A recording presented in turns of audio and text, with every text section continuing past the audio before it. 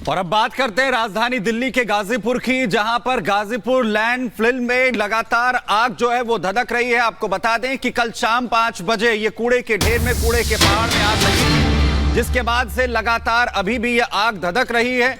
धुएं का जो गुबार है वो लगातार उठ रहा है और आसपास का जो पूरा इलाका है उसे अपनी चपेट में ले लिया है। आग बुझाने की कोशिशें लगातार जारी हैं, लेकिन अभी भी इस पर काबू नहीं पाया जा सका है। लोगों को अब सांस लेने में भी परेशानी होने लगी है। तस्वीरें आप देखिए, जहां लगातार कैसे फायर टेंडर मौजूद हैं, लगातार दमकल कर्मी कोशिशें कर रहे हैं कि आग पर काबू पाया जा सके, लेकिन धुएं का गुबार पूरे आसमान में छा चुका है। यह लैंडफिल साइट है जहां पर कूड़े का यह पूरा पहाड़, जिसमें लगातार कल शाम से आग धधक रही है, धुआं उठ रहा है। लोगों को भी अब दिक्कतें होने लगी हैं क्योंकि चारों तरफ धुआं फैल चुका है। आपको बता दें कि इसे लेकर जहां एक तरफ सवाल भी अब विपक्ष की तरफ से उठाए जा रहे हैं, वहीं दूसरी तरफ जो है लगातार कोशिशें आग पर काबू पाने की। कल शाम दरअसल 5 बजे यह आग लगी थी, जिसके बाद कोशिशें शुरू की गई, लेकिन अभी तक कामयाबी नहीं मिल सकी है। अभी भी लगातार धुआं उठ रहा है, आग धधक रही है, लगातार जो है आग पर काबू पाने की जो कोशिशें हैं वो की जा रही हैं। अब पूरा जो इलाका है वो भी धुएं के गुबार से इस वक्त उसकी चपेट में आ चुका है। और ये 3 तस्वीरें आप देखिए जहां पर कूड़े के पहाड़ में किस तरीके से आग लगती है। चारों तरफ अभी फिलहाल धुएं का गुबार देखा जा सकता है। राजधानी दिल्ली का जो काफी बड़ा इलाका है वहां पर ये आसमान में चारों तरफ धुआं, और आसपास का जो इलाका है उस पर भी आप देखिए कि कैसे अब लोगों को भी परेशानी होने लगी है। सांस लेने की जो दिक्कतें हैं वो लोगों को इस धुएं की वजह से अब महसूस हो रही हैं। तो इस तरह से कूड़े के पहाड़ पर पहले भी सवाल उठाए गए हैं, लेकिन तब एमसीडी में आप नहीं थी और तब बीजेपी पर ये आरोप लगाए जाते थे, और अब फिर से सामने आ गया। इस बीच आपको बता दें कि इस पूरे मामले में अब थोड़ी देर में बीजेपी डेलीगेशन घटनास्थल पर पहुंचेगा। वीरेंद्र सचदेवा की मौजूदगी में बीजेपी के नेता पहुंचेंगे। आपको बता दें कि गाजीपुर स्थित जो लैंडफिल है उसमें आग लग गई है। यहाँ एक कूड़े का बड़ा सा पहाड़ है, अक्सर ये विवादों में रहता है, इसको लेकर सवाल उठते हैं, और आज फिर एक बार इसमें आग हुई है। इससे पहले भी कई बार आग लगने की घटनाएं हो चुकी हैं, क्योंकि बड़ा सा कूड़े का पहाड़ है और कोई भी अगर चिंगारी उठती है तो इस तरह से आग लग जाती है, लेकिन उसका नुकसान आसपास के इलाकों में बड़े दिनों तक भुगतना पड़ता है, क्योंकि जहरीला धुआं इस आग से उठता है जो पूरे इलाके में फैल जाता है और वहां लोगों को सांस लेने में दिक्कत हो जाती है। कूड़े के पहाड़ में आग के मामले में अब राजनीति तेज हो गई है। बीजेपी डेलीगेशन कुछ देर बाद घटनास्थल पर पहुंचने वाला है। आपको यह भी बता दें कि दिल्ली के आसपास कुल दिल्ली के जो बॉर्डर्स हैं वहां पर ऐसे 3 कूड़े के पहाड़ हैं, लेकिन किस तरह से दबाव के बाद, जनसंख्या दबाव के बाद कूड़े का निपटान किस तरह से किया जाए, इसका कोई मॉडर्न तरीका अभी तक ढूंढ नहीं पाई है सरकार, और इसी की वजह से बड़े बड़े कूड़े के पहाड़ लगे हुए हैं शहर के तीनों ओर, और अक्सर इस तरह की घटनाएं होती हैं। वहीं कूड़े के इस पहाड़ को लेकर लगातार राजनीति भी होती रही है और अभी भी आग लगातार धधक रही है, लेकिन सबसे बड़ा सवाल यह है कि इसका खामियाजा राजधानी दिल्ली वासियों को कब तक भुगतना पड़ेगा। वहीं क्या हालात है ग्राउंड पर, हमारे सहयोगी जतिन की रिपोर्ट देखिए। गाजीपुर की लैंडफिल साइट पर इस वक्त हम मौजूद हैं और तस्वीरें आप अभी भी देखेंगे कि कूड़े का जो पूरा खत्ता है वहां पर अभी भी आपको धुआं निकलता हुआ नजर आ जाएगा। कल शाम तकरीबन 5:30 बजे के आसपास दमकल विभाग को जानकारी दी गई कि कूड़े के खत्ते पर आग लगी है, जिसके बाद तकरीबन 2 दर्जन से भी ज्यादा गाड़ियां मौके पर पहुंची और अब तकरीबन 15 घंटे से भी ज्यादा का समय बीत चुका है और आप अभी भी देखेंगे कि कूड़े का जो खत्ता है उसमें से धुआं निकलता हुआ आपको साफ तौर पर नजर आ रहा होगा। दमकल की भी तकरीबन आधा दर्जन गाड़ियां अभी मौके पर पहुंची हुई हैं। फायर डिपार्टमेंट का कहना है कि आग पर काबू पा लिया गया है, लेकिन कूड़ा इतनी ज्यादा संख्या में है कि बीच बीच में आग की लपटें जो निकलती हैं उसके लिए फायर की तकरीबन आधा दर्जन गाड़ियां मौके पर हैं। आप सबसे ऊपर देखेंगे कि जेसीबी की मदद से भी जो कूड़ा है उसको हटाने की कोशिश यहां से की जा रही है और धुआं आप साफ तौर पर देखेंगे और आसपास के जो इलाके हैं वहां पर इसी तरीके का धुआं जो है वो फैलता हुआ साफ तौर पर नजर आ रहा है। आपको बता दें कि एक बड़े परिसर में ये पूरा लैंडफिल साइट है जहां पर कूड़ा जो है वो डंप किया जाता है। कल शाम को इसी जगह पर आग लगती है। इसमें जानकारी ये भी मिल रही है कि कोई भी घायल इस हादसे में नहीं हुआ है, लेकिन आग की और धुएं की लपटों को आप देखकर साफ तौर पर अंदाजा लगा सकते हैं कि कितना चैलेंजिंग दमकल विभाग के लिए भी रहा होगा इस आग पर काबू पाने के लिए। और 15 घंटे से भी ज्यादा का समय बीत चुका है और अभी भी आप बीच बीच में देख रहे हैं कि धुआं जो है वो कूड़े से उठता हुआ आपको साफ तौर पर नजर आ जाएगा। इनिशियल इंक्वायरी में ये सामने आया कि आग लगने का जो कारण है वो इस कूड़े के खत्ते से जो गैस प्रोड्यूस होती है उस गैस के जरिए आग लगी। दमकल की तकरीबन 2 दर्जन से भी ज्यादा गाड़ियां जो है वो मौके पर पहुंची हैं। आप ये देखेंगे कि जो नगर निगम की गाड़ियां आती हैं वो इस तरीके से कूड़े को इलाकों से समेटकर इन गाड़ियों के जरिए इस लैंडफिल साइट तक पहुंचाया जाता है और जिसके बाद आप देखेंगे कि एक बहुत बड़े स्पेस में ये पूरा लैंडफिल साइट जो है वो बना हुआ है। हालांकि ये भी जानकारी मिल रही है कि अभी कूलिंग प्रोसेस अंदर जारी है, लेकिन फायर डिपार्टमेंट के लिए सबसे बड़ा चैलेंज इस बात के लिए भी था कि इतनी ऊंचाई पर ये कूड़ा है, अगर पानी की बौछारें की जा रही हैं तो ये कूड़ा सड़कों पर ना पहुंच जाए। इसको ध्यान में रखते हुए भी एक तरीके से आग पर काबू पाने में काफी समय लगा और आसपास आप इस पूरे लैंडफिल साइट की कॉलोनीज भी देखेंगे, ये तमाम रिहायशी इलाके हैं। इन घरों में रहने वाले लोगों को खास तौर पर इस लैंडफिल साइट के साइड इफेक्ट, अगर हम बोले तो गलत नहीं होगा, उसका खामियाजा भुगतना पड़ता है। जब आग लगी तो पूरा आसमान कल शाम को काले रंग का हो गया था। इससे निकलने वाले धुआं, पॉल्यूशन और एक तरीके से जो गैस का रिसाव होता है उससे तरह तरह की बीमारियों का सामना लोगों को करना पड़ता है। इस तरीके की शिकायत आम जनता भी कर रही है।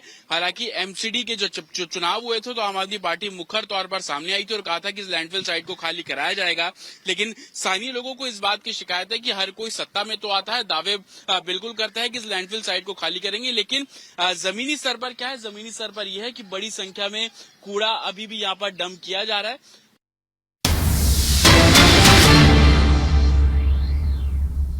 छोड़ दीजिए, बीजेपी हिंदुस्तान की एक ऐसी भ्रष्ट पार्टी है जिसने सारे भ्रष्टाचारियों को अपने साथ शामिल कर लिया, लोकतंत्र की हत्या की। ये लोग संविधान बदलने जा रहे हैं, आरक्षण खत्म करेंगे, चुनाव खत्म करेंगे। आज सबसे बड़ा सवाल और सबसे बड़ी चुनौती इस बात की है। सब मुख्यमंत्री जेल में इसलिए कंट्रोल नहीं है, सब व्यवस्था पर ऐसा भी आरोप लगा रही है। देखिए, मुख्यमंत्री सबसे बेहतरीन काम करके दिखा रहे हैं। बताइए, देश में कौन सी बीजेपी की सरकार है जिसने इतना बढ़िया स्कूल बनाया हो, दिल्ली जैसा, अरविंद केजरीवाल जैसा अस्पताल बनाया हो।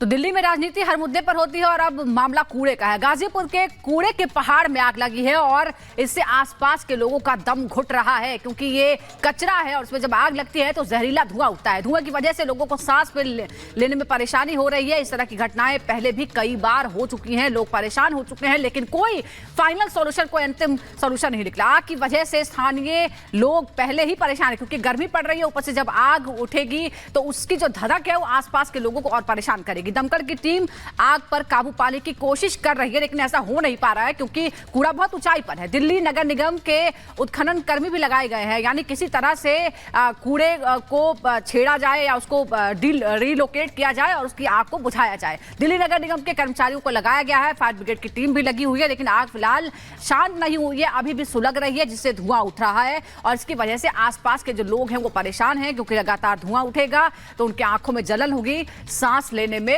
दिक्कत होगी और लगातार इस पर अब सवाल भी उठने लगे हैं। और बीजेपी का डेलीगेशन भी आज पहुंचने वाला है। हमारे सहयोगी हमारे साथ जुड़ रहे हैं, उनसे हम बात करेंगे। जतिन हमारे साथ जुड़ गए हैं। जतिन, सबसे पहले तो ये बताइए कि अभी क्या स्थिति है? हम आपके पीछे धुआं उठता हुआ देख रहे हैं, यह भी बताया जा रहा है कि बीजेपी का डेलीगेशन भी कुछ देर में पहुंचेगा।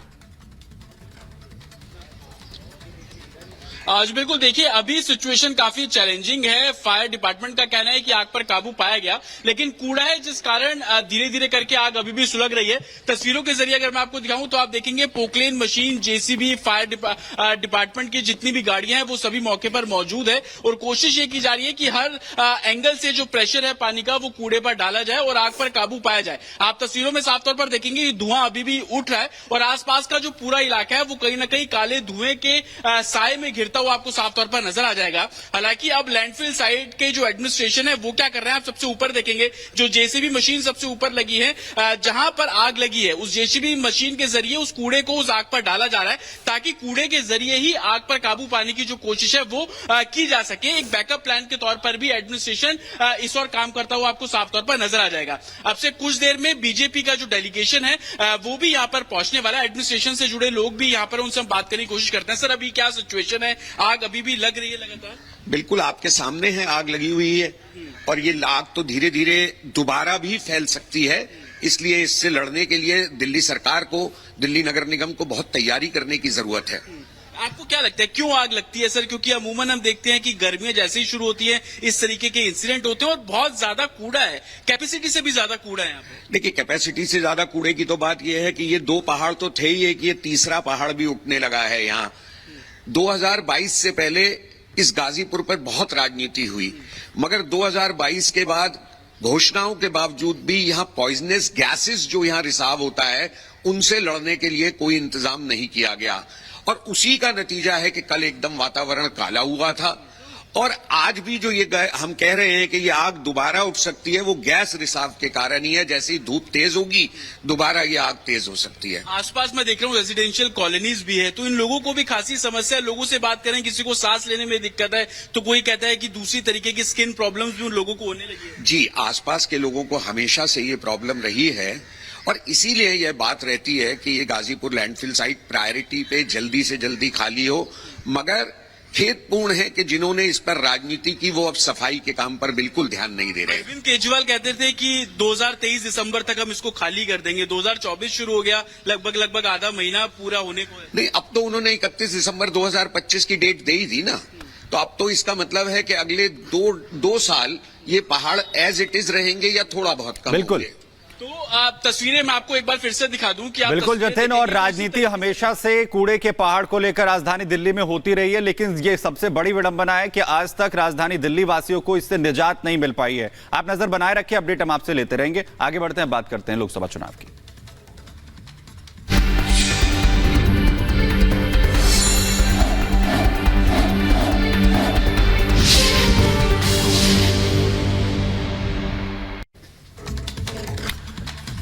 चलिए अब बात करते हैं हैदराबाद लोकसभा सीट की, जहां से बीजेपी की उम्मीदवार माधवी लता पर एफआईआर दर्ज की गई है, जिसे लेकर उनका कहना है कि गलत तरीके से वीडियो पर एफआईआर दर्ज करवाई गई है। इस वक्त ये बड़ी खबर आपको बता रहे हैं, माधवी लता पर एफआईआर जिस तरीके से दर्ज की गई है, वायरल वीडियो पर एफआईआर पर अब माधवी लता ने बड़ी बात कही है। उन्होंने कहा है कि वायरल वीडियो पर एफआईआर दर्ज हुई और गलत बात पर यह एफआईआर दर्ज की गई है। एआईएमआईएम के इशारे पर एफआईआर को दर्ज किया गया और जितना भड़काना चाहते हैं भड़का लीजिए, सच को बाहर निकालने में मैं नहीं डरूंगी।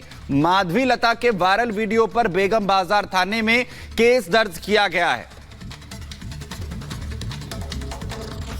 जिस रामनवमी श्री रामनवमी के दिन जो धनुष था नहीं, जो बाण था नहीं, जो तीर था नहीं, हमने उस दिन एक त्योहार के महोत्सव के जैसा वहां पे जैसे दिवाली पे पटाखे जलाते हैं, हमने राम बाण चलाई है।